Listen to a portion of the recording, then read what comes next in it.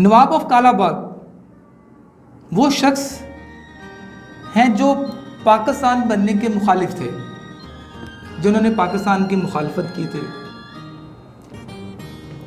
वो पाकिस्तान के हक में वोट नहीं देना चाहते थे, लेकिन जब वक्त आया उन्होंने पाकिस्तान को वोट दिया।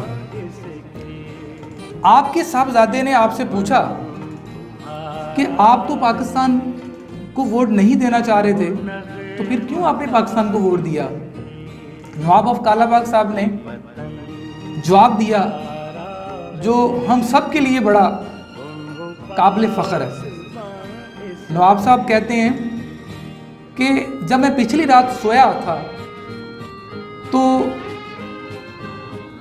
नबी करीम सल्लल्लाहु अलैहि वसल्लम मेरे ख्वाब में तशरीफ़ लाए और मुझे हुक्म फरमाया कि आपने पाकिस्तान को वोट देना है।